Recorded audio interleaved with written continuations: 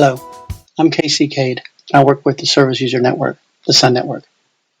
The Sun Network is a nonprofit organization whose aim is to make known the voices of people who use services such as mental health services, drug and alcohol services around Cambridgeshire and Peterborough. So we meet people who are using the services, we get their feedback, we get their experiences, we get their suggestions, and we take their views to the table of the managers, the senior managers, and the commissioners who commission the mental health services. So we really help to amplify the voices of service users. Another thing we do with service users is we bring them around the table so that they can help shape services. Maybe a new service is being created or a new initiative is being done. We try to get the service users involved so that their feedback and their experiences and their insights from having been on the inside of these services can help the professionals to make things even better. I'm going to be talking about addiction today, mostly referencing Gabor Mate, who's considered one of the world's leading experts on addiction. He's got a book called In the Realm of Hungry Ghosts, which has a lot of the details that I've used in this talk. Gabor Mate is considered one of the world's experts on addiction, and he brings in perspectives and insights that have long been overlooked and mostly are unknown, not just to the regular members of the public, but to a lot of professionals. So I recommend his book. Another source of information that's really useful for addiction is a guy named Johann Hari, Hari. He wrote a book about addiction as well, The Drug War, but I recommend maybe just check out his TED Talk called Everything You Think You Know About Addiction Is Wrong. It's really good and really helpful stuff. And then lastly, Gary Wilson is a scientist who has done a lot of research on addiction regarding porn, and he has lots of references, lots of studies that he links to, lots of proof of why addiction is maybe not what most of us think it is. And he's got a book called Your Brain on Porn and also a lot of content online. I want to start with defining addiction. What is addiction? And the first thing about defining it is what is it not? So addiction is not a character flaw. Addiction is not a moral failing. And many of us kind of inherit that idea. We kind of absorb that thought from society. If you look at the psychiatric definitions of addiction, you'll find that since the 1950s, it's been accepted that addiction is not character flaw, it is not a moral failing. So it's quite tough to see that we have a little bit of those thoughts still in us, and that some people really do believe that, but it's not the facts. What addiction is then is addiction is a loss of control. It's a very simple way of looking at it. If I can stop doing something, then I'm not addicted to it. The way to test whether I'm addicted is to stop. If I can stop, then I'm not addicted. If I can't, then perhaps I am. Another definition of addiction is it's a way to manage pain. So see, this isn't really related to a substance. It's not really related to a behavior. It doesn't have to be specific to a gambling or specific to alcohol. Addiction is really about managing pain and emotions and escape. But the substance or the behavior is just a way to try to do that. Another definition for addiction is when we continue doing something despite the harm that it causes us. So I might get out my smartphone every time I get off the sofa. I might get out my smartphone every time I get out of bed in the middle of the night and think, oh, this is a little bit excessive. But the real question is, do I continue to do whatever the behavior is, whatever the substance is, despite not just any harm, but significant harm? So if it's taking a toll on my family, on my relationships, if it's destroying my career, if I'm running out of money, if it's significant harm, then that's when it's addiction. And the last definition I have is a medical one. Addiction is a chronic neurobiological disease. So chronic means that it's not going away quickly, it's not going away easily, it's probably going to be around for a while. That's true of addiction, just like, say, my back pain that I have, a chronic back condition. There's no one bit of surgery that's going to make it right. There's no one pill I can take to make it go away. So addiction is chronic, but it's neurobiological. So that just means it's to do with the brain, the neurons. Addiction happens in the body. It's a physical thing. It's not just in your mind. It's not just emotional. It really is a physical condition, and it happens in the brain, and it's biological. It can be measured. And lastly, the chronic neurobiological disease is that it's a disease. And when I used to hear people say that addiction was a disease, I think I heard it in the context of, well, there's nothing I can do about it. I have no control because it's a disease. And there's something about that didn't really strike me as right. It sounds like an excuse or a cop-out. But I can now say, after working in addiction for a couple of years, there's no addiction program for recovery that allows for that thinking. So addiction recovery requires one to take responsibility. I like to think of it as being a diabetic. The diabetic has a chronic condition that can't be cured quickly and simply, and it is physical. It does live in the body, and it does have a chemical reason to it. But it's no good for the diabetic to just say, well, I've got a disease of diabetes, so there's nothing I can do about it. They have to take their medication. They have to measure their insulin levels. They have to take responsibility. And that's exactly true in addiction. Us addicts, we have to take responsibility for our disease of addiction. So it's not a cop-out. It's a fact that it's a disease. And lastly, it's progressive. The amount of alcohol that a alcoholic drinks today won't be enough to numb the pain next week or next month. So we continue to use more of the substance or lose ourselves in more of the behavior than before. And whatever the harms were, they get worse and worse. So I just want to list a few myths of addiction. One of the biggest ones is the idea that addiction is genetic. That, well, I was born with the alcoholism gene because my dad was alcoholic and he passed it on to me. There's nothing that can be done about it. There's nothing society can really do because it's just the way I'm born. And this has been proven to be a myth. There's an expert in addiction called Lance Dodds who says there's no such thing as a gene for addiction or alcoholism. And Vincent Felidy, another expert in the field, says that the idea of addiction being genetic is just wrong. And I'll explain how that can be.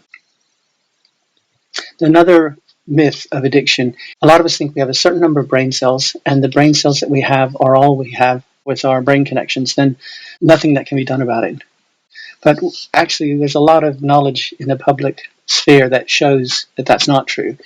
We all have heard of stories of people who've had car accidents with brain damage or strokes, and so many people can learn to walk again who lost the part of their brain that helped with walking. Or people who couldn't talk after an accident or a stroke can relearn to talk again. It's not easy, but it can happen. And this is endogenous regeneration. This is replacing and repairing the damaged, failing neurons. So the brain can regenerate and cells can repair and we can form new connections. And that's really what recovery is all about from the biological level. So the last myth that I want to talk about is that the DNA that we all have is fixed. So if I have the genetic predisposition to addiction, alcoholism, drug addiction, whatever, then that's the way my genes are and there's nothing that can be done about it. But science has proven that that's not the case. But genes are not actually fixed in our biology. The branch of science called epigenetics is a study of how genes can be affected and are affected by the environment. So things that we do and things that happen to us do affect our genes. Some genes get turned on, get switched on and activated, and some genes don't. So the environment has a huge effect on the genes. Even if genetics is a contributor to someone becoming an addict, they aren't the last word. And that's what epigenetics tells us. So now we just want to talk about the developmental causes of addiction. The one factor that's the most likely to cause someone becoming an addict is the environment. It's what happens to someone, and not just in their 40s or their 30s or their 50s, but it's in the first 3 years of life. The very first 3 years of life is where the groundwork is laid for someone to either be strong and healthy and not an addict, or to have the tendencies or the weaknesses toward addiction. And the biggest environmental factor is trauma.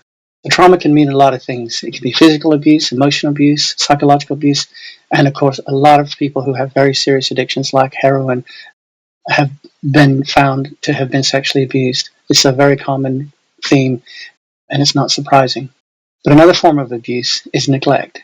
And neglect can be just as much a contributor to someone becoming an addict as other forms of abuse.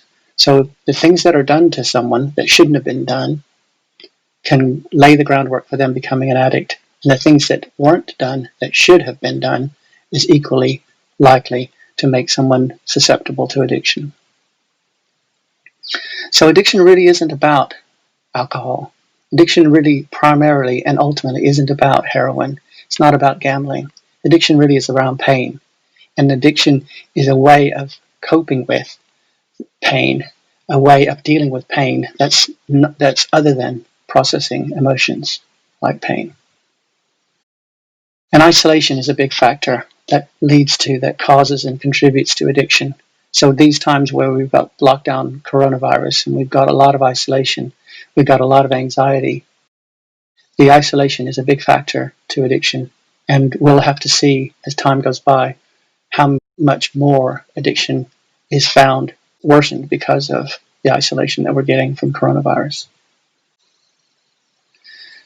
I said addiction is about things that happen in the first 3 years of life that shouldn't have happened, or the things that should have happened that didn't. Neglect. And this neglect is not something that I'm saying is intentional.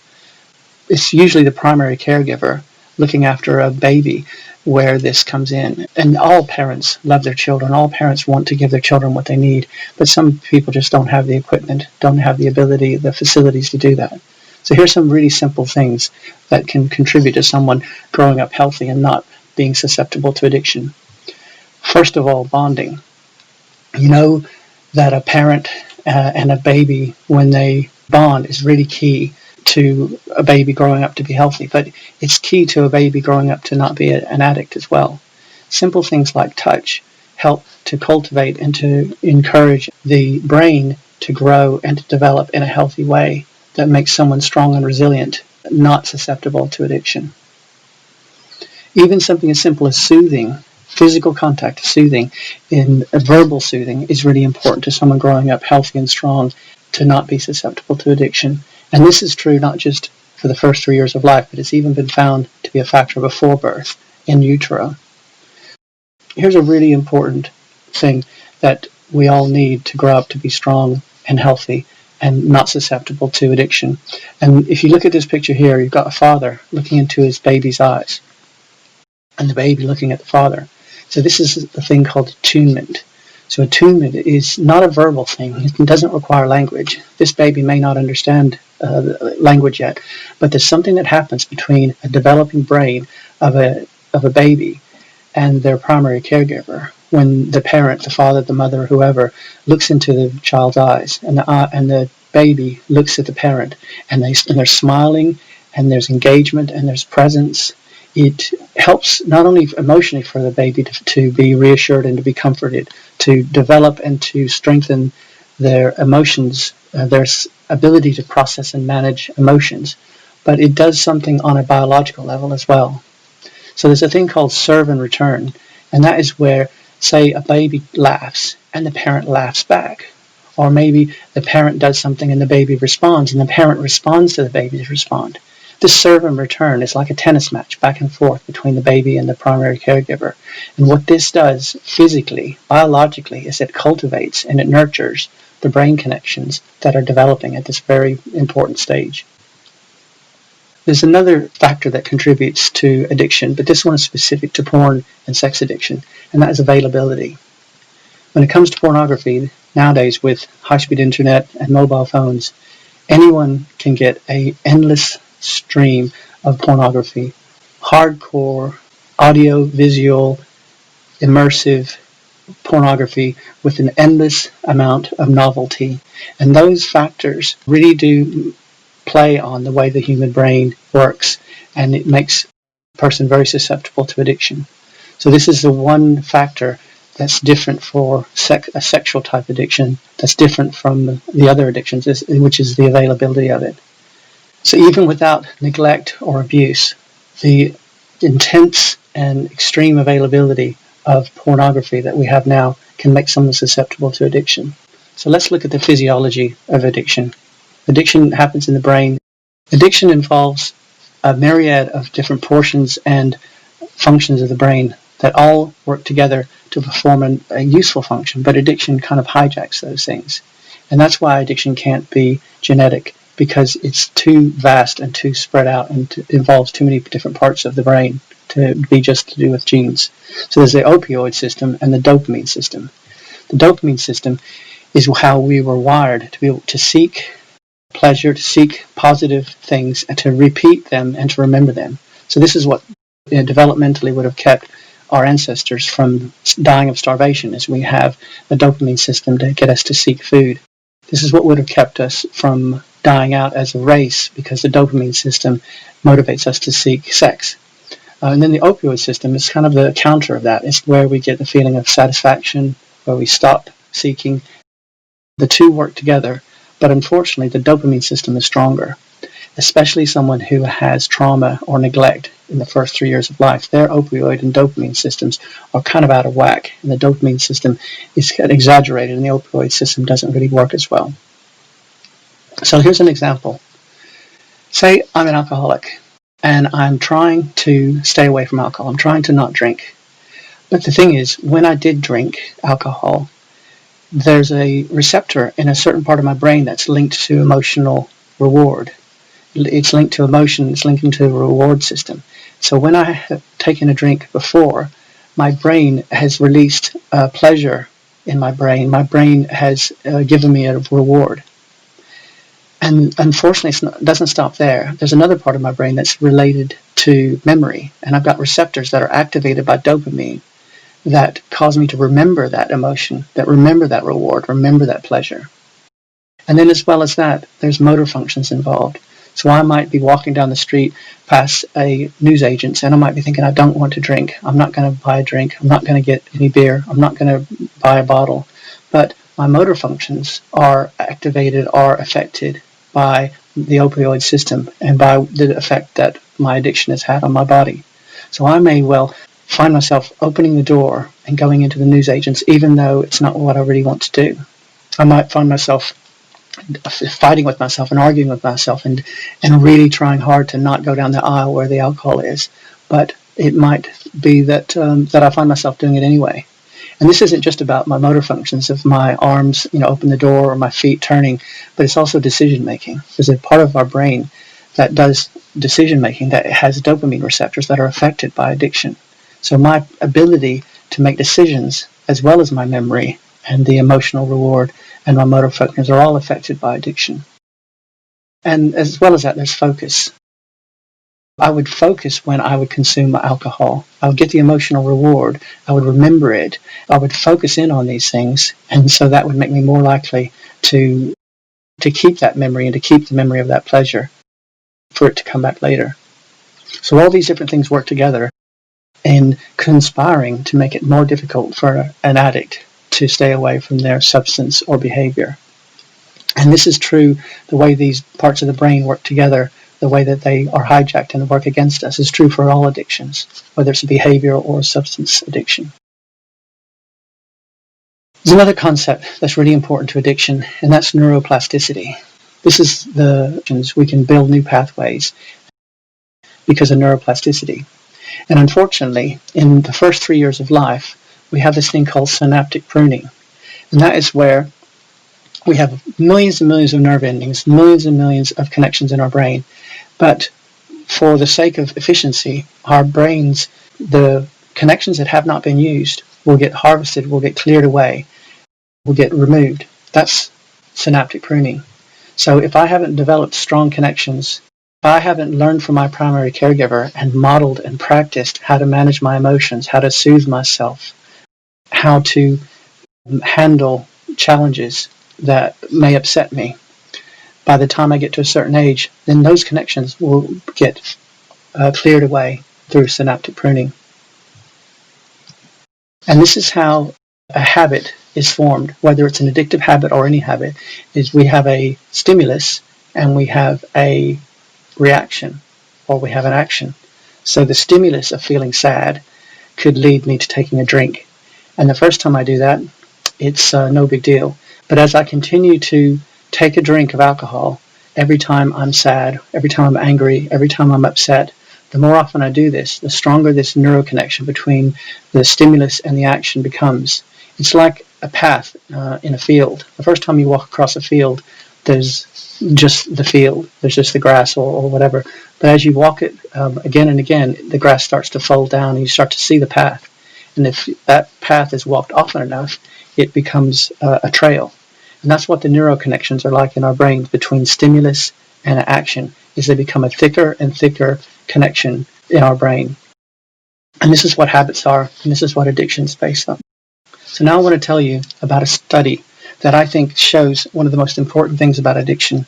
It exposes a myth, and it provides a new idea about what addiction really is. So many decades ago, there was a study that was very common, that was very famous. Everyone knew about it, and it was replicated many times. They would take a rat and put it in a cage, and in this cage there would be three things: a bottle of water, some food, and then another bottle with water laced with heroin in it. And what happened in this study was they watched the rat drink a bit of water, eat a bit of food, and then it would discover the heroin-laced water and it would drink it. They soon found that the rats would ignore the water, ignore the food, and just consume the heroin. They would do this so much, to such an extent, that they would end up dying.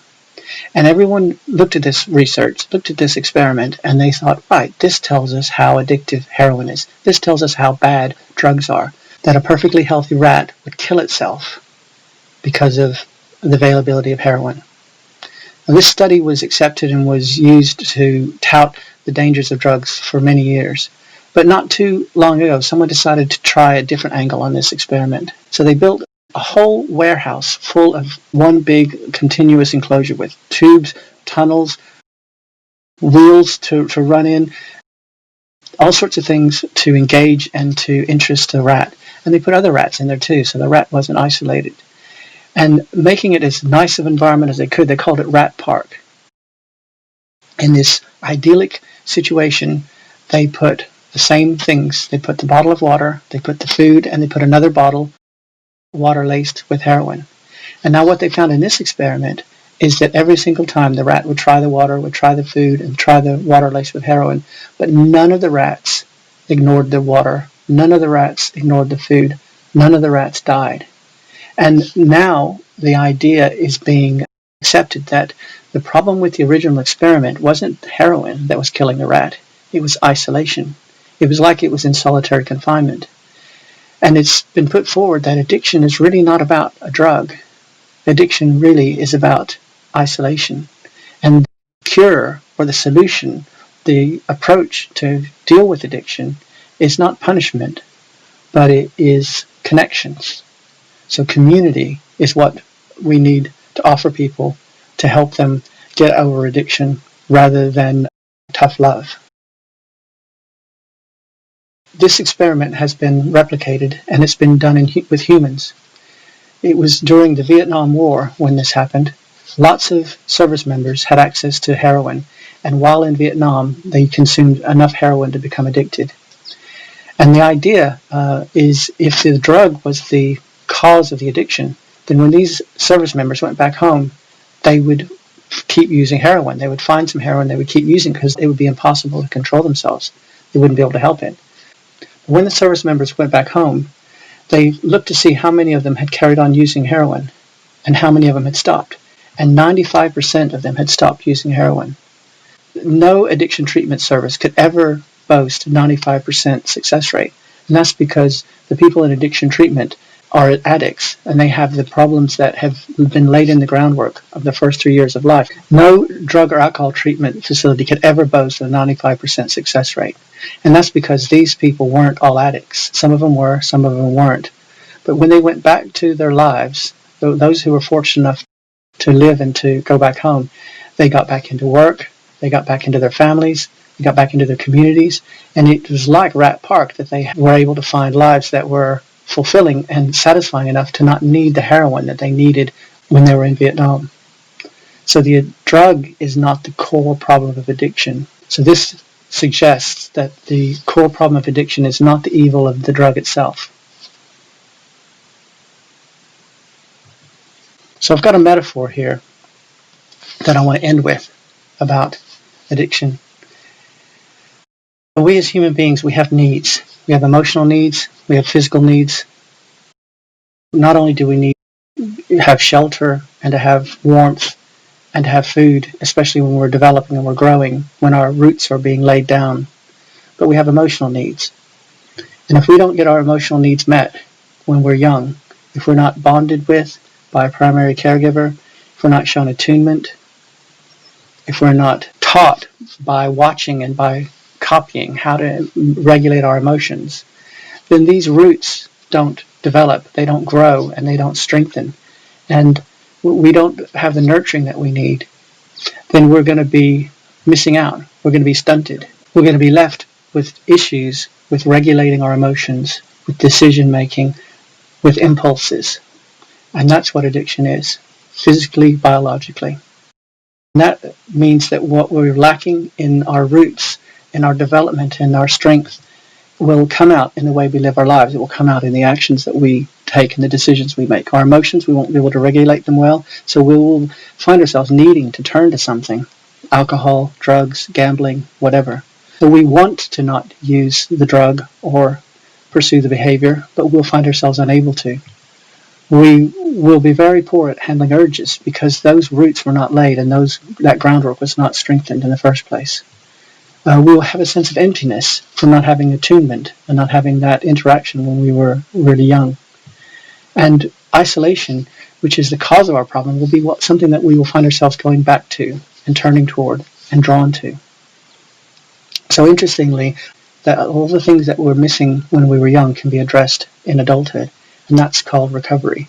So in recovery, we pursue connections, we make new bonds, we practice regulating our emotion, we practice nurturing and kindness and compassion, and knowing that we're not alone, working with other people in recovery, we're able to find sobriety and recovery.